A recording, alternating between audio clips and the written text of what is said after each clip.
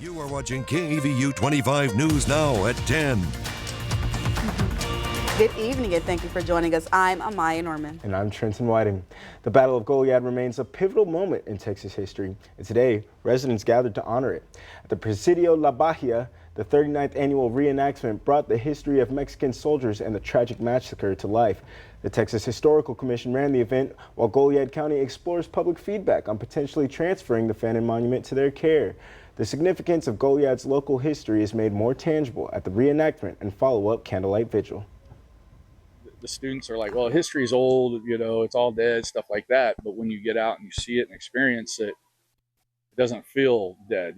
Instead of just reading it, it's activating all your senses. You know, you're hearing it, you're smelling the gun smoke. The Texas Historical Commission ran the event as the city remembers its history in Goliad. Those lost soldiers of Goliad have their burial site marked at the Fannin Monument just next door to the Presidio. Goliad County is in the process of trying to seek public comments to see if they should allow the Texas Historical Commission to take over the monument. That's a good segue to our viewer poll for tonight. What method do you prefer to learn history? Is that through reading books or articles, watching documentaries, watching a play or reenactments like the one today, or you just don't like history? That 1%, you know, really representing, but 76% saying they prefer to watch documentaries, and how can you blame them? Documentaries are very informative. Yeah, I enjoy them. I do enjoy them. And it's been a while since I've read a book, but you know, hopefully it hasn't been a while since you voted in our viewer polls, and you still can. So come visit our website at crossroadstoday.com/vote. Yes, Trenton. Now let's go to Trey Mining with the first look at our forecast. Trey, when I stepped out today outside and I just started sweating. How would that weather be looking? Well, I tell you what, more of that's headed our way. I tell you what, we have the humidity back, warm temperatures above normal, and trying to get some rain chances in here, but not immediately. 73 degrees on the outside currently after 10 o'clock at night here in Victoria. A little bit of a breeze near 15 miles per hour, 90% humidity. And so definitely feeling the humidity in our region. I just have a severe thunderstorm watch way north of our area, along a frontal boundary there near Waco and Dallas-Fort Worth area and points to the north. Nothing around here like that. The rain we had the other day is way to the east toward Mississippi and Alabama. So looking pretty quiet overall for us here. And what about rain chances returning sometime this next coming up week? Could be the case. What days though? We'll find out later on in the full forecast. Back to you. 5 people were injured after a grain elevator exploded Friday afternoon in Texas. Moore County officials said residential streets near the Skyland grain elevator were forced to evacuate for several hours. The building was significantly damaged. On Friday evening, crews still had power and gas services shut off in the impact areas as they continued to work the scene. A plane crashed into a home in Brooklyn Park, Minnesota, bursting into flames with a trail of black smoke hovering in the sky. The plane had departed from Iowa and was headed toward Minneapolis. New details are coming in tonight. Tonight, terrifying video showing the aftermath of a small plane crashing into a home in Minnesota. Looks like a plane crash in Brooklyn Park. The FAA says a Socata TBM 700 crashed this afternoon in Brooklyn Park. 10 minutes ago, this house was still there. Dale recording this video. It was insane how bad that burning was. Firefighters racing to the scene, the house consumed by flames, with black smoke rising into the sky. The FAA says the single-engine plane took off from Des Moines International Airport in Iowa, headed to Anoka County Blaine Airport in Minneapolis, before crashing about 7 miles from the airport. It's the latest small or mid-sized plane crash in the U.S. so far this year. Earlier this month in Lancaster, Pennsylvania, a plane crashing near the airport there, injuring 5 people on board. Back in Minnesota, it's not clear at the moment how many people were on the plane or if anyone was inside the home. That could have been me. That could have been the house I was in. Both the FAA and NTSB are investigating. Even with the recent crashes we have been seeing, experts are still saying flying is the safest way to travel in the U.S. Perry Russum, ABC News, Washington. Rapper Sean Kingston is now facing perhaps decades behind bars after a jury in Florida convicted him and his mother of wire fraud. On Friday, a jury in Fort Lauderdale found rapper Sean Kingston, whose real name is Keyshawn Anderson, and his mother, Janice Turner, guilty of fraud. Prosecutor says they falsely obtained luxury items by claiming they had the funds to pay. The scheme totaled over $1 million. Convicted on 5 charges. They face up to 20 years per count. Sentencing is set for July, and their lawyer planned to appeal. Tonight, bravery in the face of flames. A teen in Ohio heard cries for help and sprinted to the rescue of a family in danger. Heroes are hard to come by, but on this Cleveland street yesterday, firefighters arrived to find an unlikely one already in action. 16-year-old Tyler Soden was watching videos in his room when he heard a boy calling for help. I see him on the roof, and I see it's the house on fire. I see all the smoke in the air. The house engulfed in flames. That screaming boy, his mom, and a baby huddling on the roof. The fire trucks yet to arrive. Tyler then springing into action, grabbing a 40-foot ladder from his family's garage and rushing to the scene. I felt bad for the babies. I'm not going to leave them. Tyler carrying the baby down the ladder to safety, the others following behind. For that young man to come and do what he did was outstanding. I was thinking about what could happen if I didn't help. Tyler's stepdad, Matt, overcome by Tyler's heroism. I'm so proud of this kid, man. He put their lives before his own. But Tyler says he sees nothing exceptional in what he did. Shouldn't be very surprising that someone was just nearby and ready to help. I was there at the right time, so I could be a little hero. Just without a cape. Drenching rain along the Texas-Mexico border let up Friday, but rescues were still ongoing a day after severe storms trapped residents in their homes, forced drivers to abandon their vehicles on flooded roads, and shut down an airport. To read this full Texas Tribune article, visit our website at crossroadstoday.com. And for more on today's news story, come to crossroadstoday.com. Don't forget to submit your birthday wishes. Carolina Estrain and Parker Cox will read them live on 25 News Now Sunrise. You can also submit a local military hero so we can recognize them. A raging wildfire in South Carolina is spreading fast, scorching over 10,000 acres with zero containment. All this and more coming up. Looking at our temperature as well, humidity, let's start with that. Near 90% out there, very humid on the outside, southerly winds bringing in that moisture from the Gulf of Mexico. Will that lead to any more rain chances anytime this coming up week? Could be the case. We'll take a look coming up in your full forecast.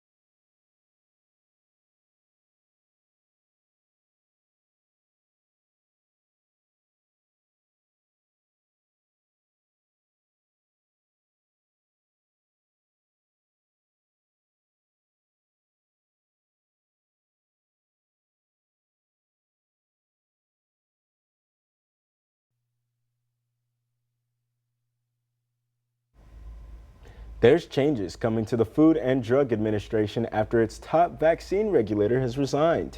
Dr. Peter Marks has resigned from the FDA, but sources say he was forced out.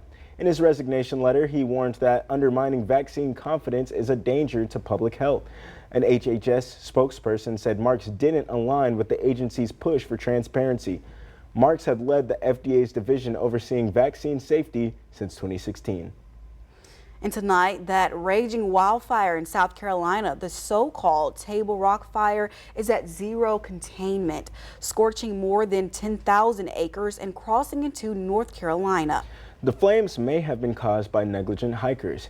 ABC's Faith Abobi is back on the scene again. Tonight, firefighters in South Carolina racing to get the upper hand against the raging Table Rock Fire, still 0% contained. It has crossed the line into North Carolina. The blaze fueled by dry and gusty winds exploding to over 10,900 acres in the last week. Nearly 1,400 homes under evacuation orders. Crews carrying out the largest airdrops in state history. In this area, the fire ran up the ravine, jumped across this road, and burned several more acres. Fire officials suspect this fire was sparked by negligent hikers. What penalties are they facing? They could be charged with starting the fire. They could be charged with allowing fire to spread to others' lands. Firefighters are hoping to get a break with the storm moving in tomorrow. Another round of federal budget cuts hits the U.S. Institute of Peace. Sources say most workers received termination letters Friday, ending their jobs and benefits. The agency, founded under Reagan, promotes peace research and policies. Congress had funded it with $55 million annually. Vice President J.D. Vance's surprise trip to Greenland sparks international controversy amid ongoing Trump administration interest in the territory. Vice President J.D. Vance's trip to Greenland getting backlash from foreign leaders as the Trump administration pushes for control over the Arctic island. We need Greenland, very importantly, for international security. We have to have Greenland. Greenland is a territory of Denmark. It was a Danish colony up until 1953, when it was redefined as a district of Denmark. The island became self-governed in 2009. The U.S. has had a military presence in Greenland since World War II. And in 1951, they built what is now known as Bidufik Space Base as part of a defense agreement with Denmark. It's situated between North America and northern Russia, making it vital to U.S. military defense. Speaking in front of U.S. troops Friday, Vance relayed why the U.S. is so interested in Greenland. We know that Russia and China and other nations are taking an extraordinary interest in Arctic passageways and Arctic naval routes. The Trump administration's comments had outraged leaders in both Greenland. That is negative rhetoric, and that hasn't helped, especially our party's work for independence. And leaders in Denmark. It's tearing apart what has been a very good transatlantic bond between Denmark and the U.S. for 80 years. A poll earlier this year asked Greenlanders whether they should become part of the United States. 85% said no. I'm Jen Sullivan reporting. Defense Secretary Pete Hegseth signed a memorandum to reduce the Defense Department of civilian workforce. Friday's memo also reactivated the deferred resignation programs and offered voluntary early retirement to all eligible employees. The memo did not specify how many positions will be cut. However, the department announced last month plans to reduce up to 8% of its civilian workforce. The Pentagon currently employs approximately 950,000 civilian workers. Rescue efforts continue in Myanmar and Thailand after a deadly earthquake. Over 1,600 killed in Myanmar, with 80 still missing in Bangkok. Rescue crews using jackhammers and mallets to break up and remove the rubble. Some using their bare hands as they race against the clock to find any possible survivors trapped under the debris after an earthquake struck Southeast Asia on Friday. The 7.7 earthquake was the worst in the region in the last 100 years. Its tremors and aftershocks felt throughout the region. The epicenter in the war-torn country of Myanmar. Millions there now without power, buildings toppled, roads torn apart. Myanmar state-run media showed this woman being rescued from the wreckage of this collapsed building. These before and after satellite images show the devastation, this entire area leveled. Myanmar's military junta now allowing hundreds of aid workers to enter the war-torn country. But some of Myanmar's airports have been damaged by the quake, aircraft unable to land, making it difficult for rescue teams and equipment to reach areas impacted by the quake. In Bangkok, Thailand, 600 miles away from the epicenter, this video shows the moment this skyscraper, which was still under construction, collapsed. The scope of the destruction evident from above. ABC's Britt Clendet is there. Rescuers here are working all through the night using heavy machinery to lift large pieces of debris in the hope of finding any survivors. China, Russia, and India say their response teams are now arriving in the region. A U.S. military team seen assessing the damage in Thailand. We're just got to Bangkok today. On Friday, President Trump indicated that the U.S. had been in touch with officials in Myanmar and the U.S. would be helping. Dave Packer, ABC News, New York. Protest crowds are continuing to gather in states across the country against billionaire Elon Musk and his purge of federal employees.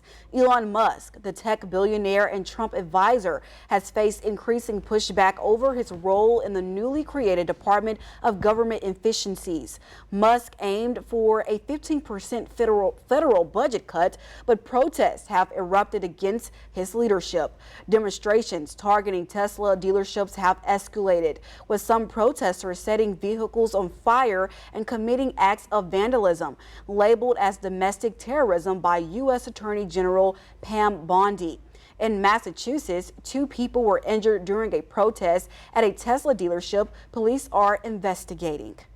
Yes, and a wave of takedown Tesla protests were held across the country and across the world Saturday. The rallies took place outside Tesla dealerships, targeting billionaire CEO Elon Musk, whose aggressive cost-cutting measures have led to thousands of federal workers being fired. Jen Sullivan has a recap on the protests.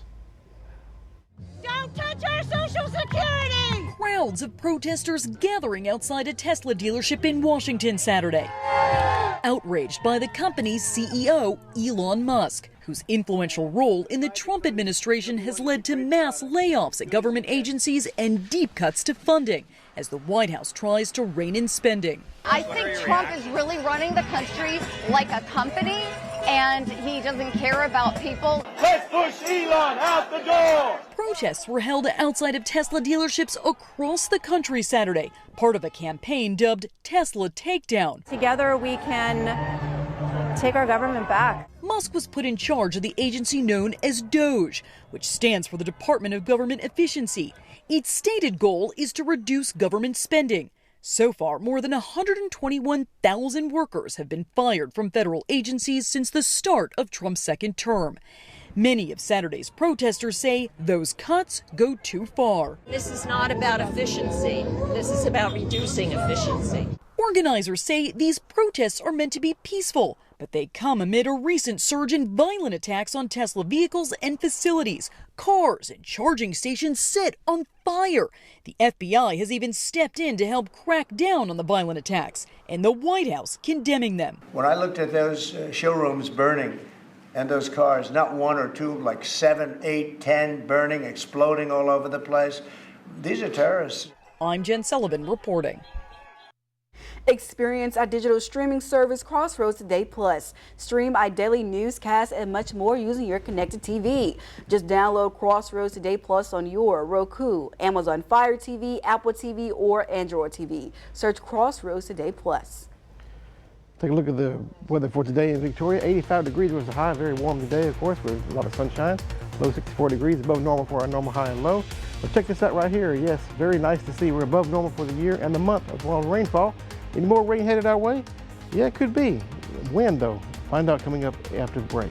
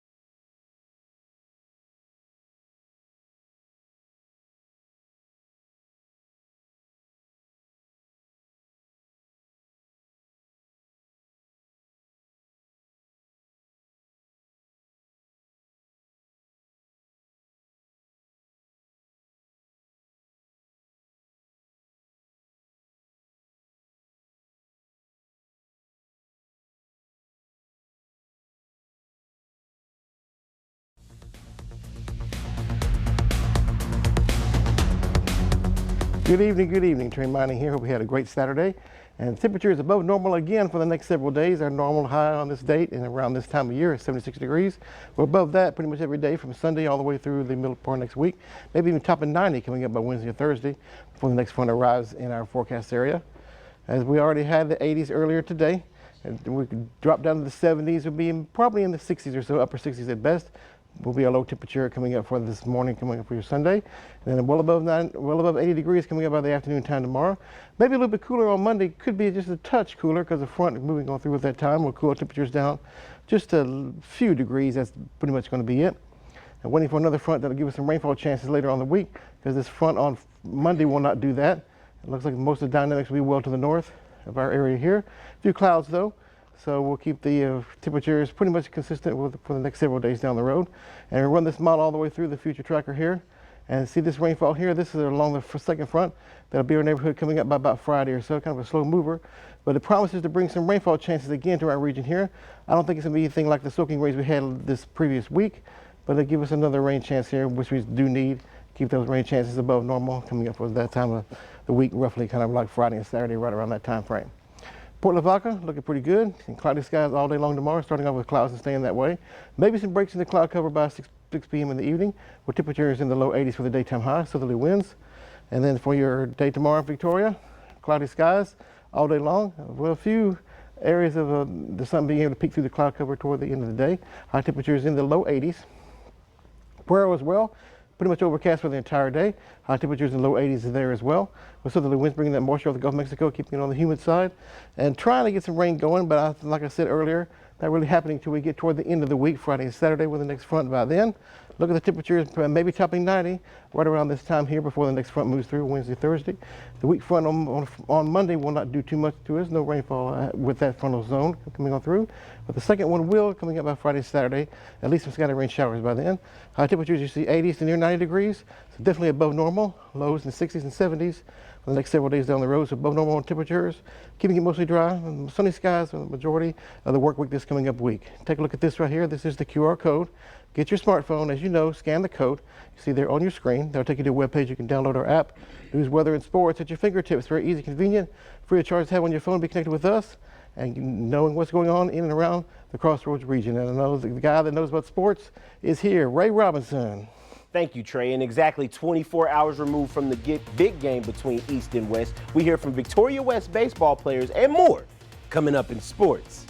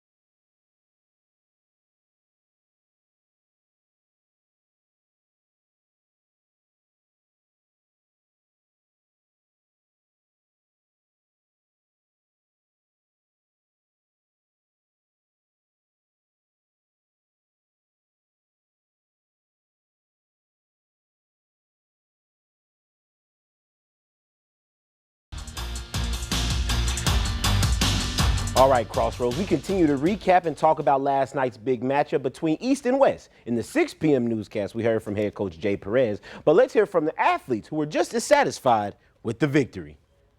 Amazing. Probably one of the most exciting East games that we've played by far, especially in the 4 years I've been here. Definitely would have ended the game a lot faster, but we stayed in it. That's the best way to win a game. Feeling pretty good, you know, going all that way, 7 innings, throwing over 110 pitches. Feel pretty good, you know. There was a lot of adversity we had to come through with that game, so it was good. Yes, the atmosphere here, you know, man, a lot of fans. It brings the community together, and it was a good turnout. You know, we split the games 1-1, and we came out on the right side tonight. All right, and let's stay at Riverside this Saturday and talk about the UHV Jaguars as they took on Hudson Tillotson today to kick off their series this weekend. And there's Josh Wilk with a hit that enough to bring Terry Burrell to third base. Hudson looking good on defense, but the Jags still capitalize where the following play sees John Michael Gonzalez deliver an RBI. Burrell went 3 for 4 in the first game of the series with 3 RBIs. The Jags did go on to win that game, final score 9-7, and the Jags are on the verge of completing a sweep because they won their second matchup today 10-0. And Max talked about it yesterday, but here's the video of Goliad versus Stockdale in their district matchup in softball, and the Tigerettes won. Final score 13-1 in 6 innings. Goliad High School just having an overall impressive outing in Kennedy yesterday. After a few easy walk RBIs, they continue the 5-game winning streak in district. So Crossroads, this will be one of the teams that we will keep an eye on when talking about softball. And a big congratulations to the Crossroads Kings and Queens, the AAU organization we talked about in the past, most recently having their all-star games a few weeks ago, is now taking a big step in the recruiting field. Some of the local athletes from the Crossroads will be competing in the prep hoops circuit. This series of games will feature tons of heavy recruiters from all over the United States, so athletes will get some increase in visibility. We will continue to cover this big news. And folks, if you are not participating in the Final Four frenzy, you are indeed missing out. But let's talk about the Houston Cougars for a sec. As they took on Purdue last night, this game was far from easy. But for the Cougars to face a tough challenge, you should be pretty good yourself. Right, Trenton? Which is a testament as Emmanuel Sharp delivers a 3, and he finished second in scoring with 17 points behind Uzan's 22, leading the Cougars. And this was enough to edge out Purdue in the semifinal. Final score 62-60. And the Houston Cougars isn't the only team that is making noise in college hoops this March. Early today, the Texas Longhorns took on the Lady Volunteers in their semifinal matchup. The winner of this game goes on to face TCU, and Tennessee was the first one to put something on the board. But Texas defense was just amazing today. That is the story of today. Tennessee shot 37% from the field as a team. Talk about lockdown defense. Madison Booker finished with 17, leading the Longhorns and beating Tennessee. Final score 67-59. They will take on another Texas team in TCU on Monday in the Elite 8. But that does it for your sports. Amaya and Trenton. Go Cougs, Ray. Go Cougs. But thank you. Now, Elisa Liu makes history, becoming the first U.S. woman to win the World Figure Skating Championship. Up next.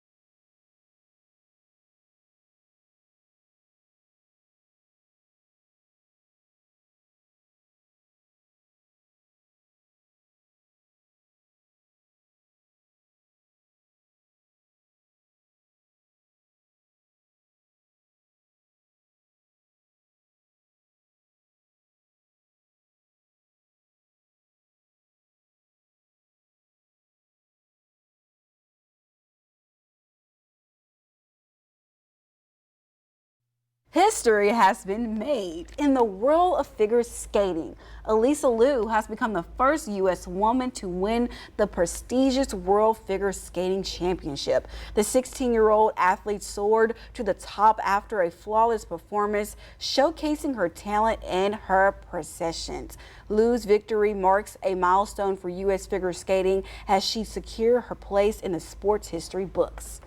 Wow. Impressive. Well, good for her. You know, I wish I knew how to skate. I can't skate on anything. Yeah, well, neither one can't would be skate on looking nothing. like weekends for the weekend straight. Well, the weekend looking like no skating weather, not any cold temperatures around here for Swimming that. weather. Swimming weather, yeah, for sure. We're keeping the temperatures well above normal in the 80s, near 90 degrees. Some rain chances maybe by Friday and Saturday yet again, so looking forward to that, of course. Lows 60s and 70s, so looking pretty good overall. Some clouds tomorrow morning. Wow, 90 degrees on Thursday. I know, can you believe that? Well, I'll be having my AC blasting. But Yeah, you ain't the only one. Yeah, so thank you for joining us. Yep, we hope to see you back here Sunday for 25 News Now Weekends at 5:30. Have a good night.